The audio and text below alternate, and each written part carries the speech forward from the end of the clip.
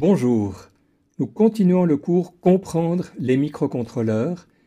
Nous allons en particulier nous poser la question quel microcontrôleur choisir. Ce sera surtout l'occasion de connaître quelques critères de choix des microcontrôleurs, de connaître un petit peu aussi l'histoire et l'évolution des microcontrôleurs et de se familiariser avec quelques familles de microcontrôleurs disponibles actuellement.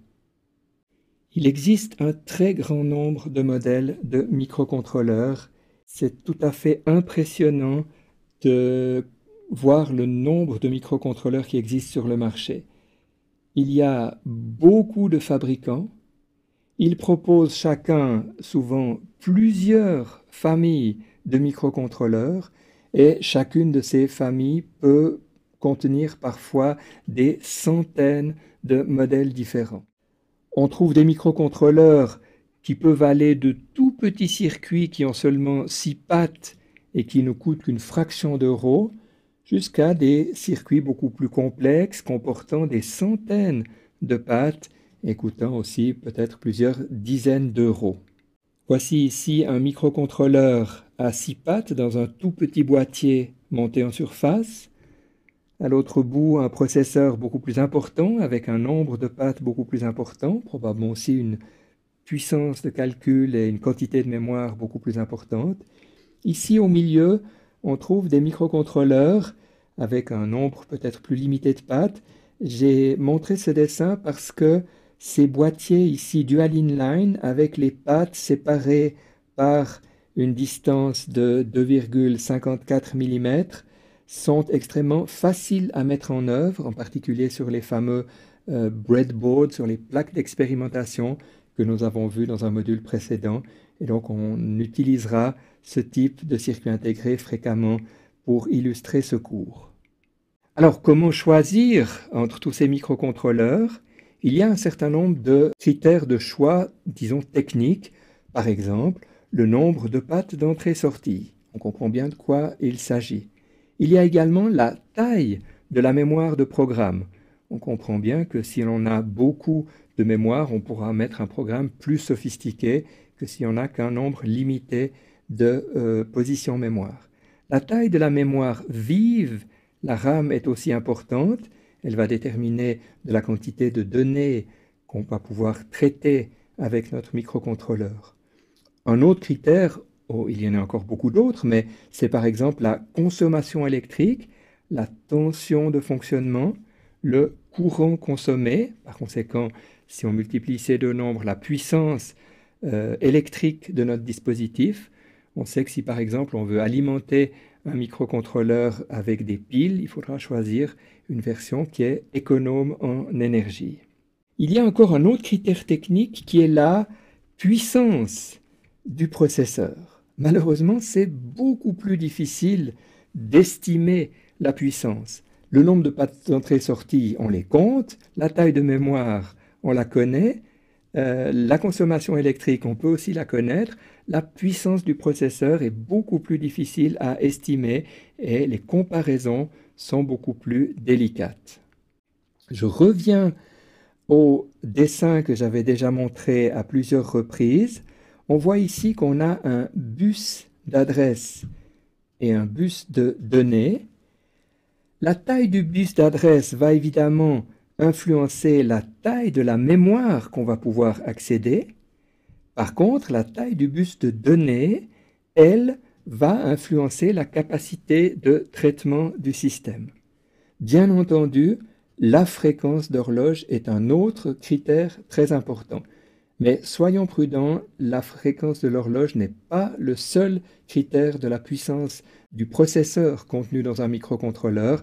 La taille du bus de données est également très importante, ainsi que d'autres éléments liés à l'architecture interne du processeur. Ai-je parlé de tous les critères?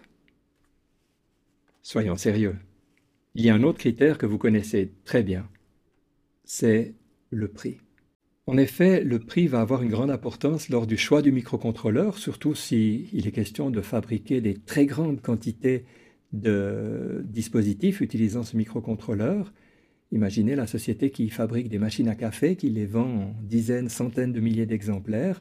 le prix du microcontrôleur aura une certaine importance sur le prix final du produit. Donc on va choisir le processeur le moins cher qui est toutefois suffisamment performant pour la fonction que nous avons envie de réaliser. C'est un critère important, le prix. Ça n'est pas le seul critère. Il y a aussi un critère lié à la disponibilité du matériel, à la disponibilité de l'environnement. Si vous avez un processeur qui coûte quelques centimes de moins qu'un autre, mais que vous ne connaissez pas, que vous ne l'avez jamais utilisé, que vous devrez passer un temps important pour vous familiariser avec sa technologie, peut-être choisirez-vous le processeur avec lequel vous avez l'habitude de travailler. Et j'ajoute qu'il y a encore un dernier critère. Si vous avez de l'expérience ou si vous avez des amis, des gens proches de vous qui ont de l'expérience avec tel ou tel processeur, eh bien peut-être vous allez justement choisir ce processeur-là pour pouvoir travailler plus efficacement et éventuellement être aidé aussi plus efficacement pour faire vos développements avec des microcontrôleurs. Un petit mot quand même sur l'histoire et l'évolution des microcontrôleurs. Vous serez peut-être assez surpris d'apprendre que dans les années 1970, eh bien, les premiers microcontrôleurs sont apparus, en particulier ce processeur qui est le TMS-1000 de Texas Instruments, qui était un processeur, tenez-vous bien, qui avait une mémoire masquée, c'est-à-dire une mémoire faite directement sur le silicium dont on ne pouvait pas modifier le contenu. Il était donc nécessaire d'écrire un programme, que ce programme soit juste, le transmettre au fabricant et quelques semaines ou quelques mois plus tard obtenir un circuit intégré en quelques milliers d'exemplaires et savoir ensuite s'il allait marcher. Un progrès considérable a été fait lorsque les mémoires du type EEPROM ont commencé à être disponibles. Ces mémoires étaient effaçables par des rayons ultraviolets, d'où la présence donc de cette fenêtre ici en quartz qui nous permet d'ailleurs de voir le circuit intégré et si on avait une résolution suffisante, on pourrait voir les petits fils du bonding qui relient le circuit intégré jusqu'aux pattes du microcontrôleur qui se trouve à l'extérieur. Cette technologie des mémoires EEPROM a permis d'obtenir des microcontrôleurs beaucoup plus faciles à mettre en œuvre puisqu'il était possible d'écrire un programme, de l'essayer, puis de l'effacer et d'en mettre un autre, donc grâce à cette fenêtre et à l'effacement des ultraviolets. Cette fenêtre, elle a son coût et il faut reconnaître que le décollage véritable des microcontrôleurs a eu lieu au moment où on a réussi à mettre cette fois dans des EEPROM la mémoire du microcontrôleur. Peut-être faut-il que je vous explique plus en détail la signification de ces termes. Vous savez que ROM signifie Read Only Memory.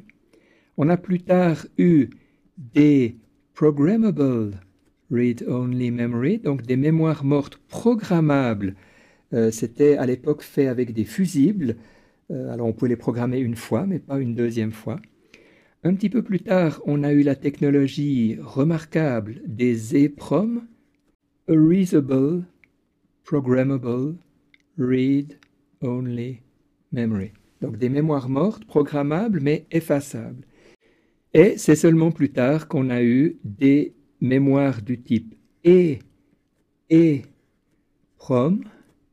c'est-à-dire Electrically Erasable, Programmable, Read Only Memory, donc des mémoires mortes, programmables, mais effaçables électriquement.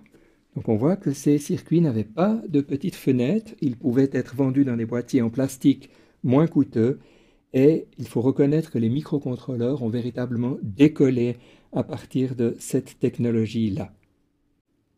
C'est extrêmement compliqué de vous parler des familles actuelles de microcontrôleurs, tant il y en a beaucoup, je vous ai parlé de milliers de modèles différents. Il y a toutefois quelques modèles que je ne peux pas m'empêcher de citer.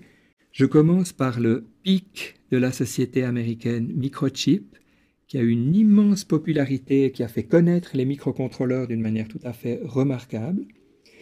Je cite également l'AVR de la société Atmel, parce que c'est lui qui a été utilisé pour l'Arduino, dont je vous ai dit tout à l'heure qu'il avait participé à la popularisation des microcontrôleurs partout dans le monde.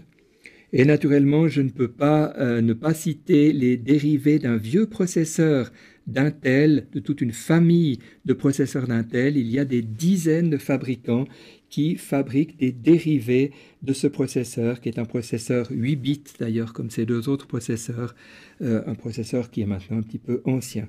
Par contre, les PIC et les AVR restent tout à fait d'actualité. Il y a un certain nombre de processeurs 16 bits, mais il n'y en a pas énormément. Il y a par exemple le DSPIC chez Microchip.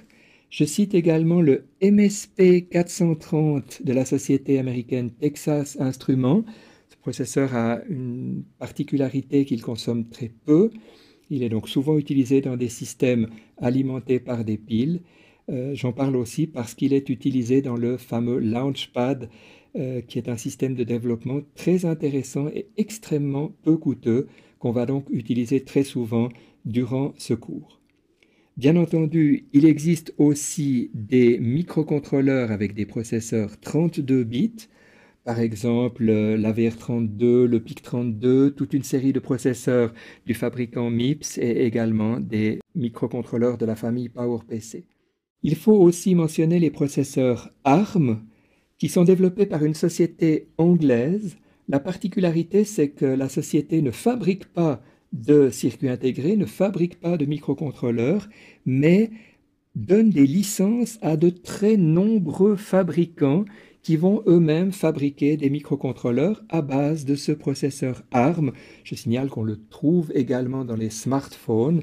J'ai cité ici quelques noms de fabricants: NXP, anciennement Philips, ST Microelectronics, une société d'origine franco-italienne, Texas Instruments, le fabricant historique des circuits logiques de la technologie TTL, le coréen Samsung, Infineon en Europe, au Japon Toshiba, Analog Device aux États-Unis, Qualcomm, Freescale également, qui s'appelait anciennement Motorola, et je répète, de nombreux autres fabricants qui fabriquent des processeurs basés sur ce processeur ARM de conception anglaise. Nous avons donc appris à connaître un peu les critères de choix des microcontrôleurs, en particulier le nombre de pattes d'entrée-sortie, la taille des mémoires, la puissance du processeur, mais également le prix, la disponibilité, la facilité d'emploi des systèmes de développement, l'expérience aussi qu'on peut déjà avoir acquise. On a également vu l'évolution des microcontrôleurs, un petit peu de leur histoire, et finalement, j'ai cité quelques familles de microcontrôleurs disponibles actuellement.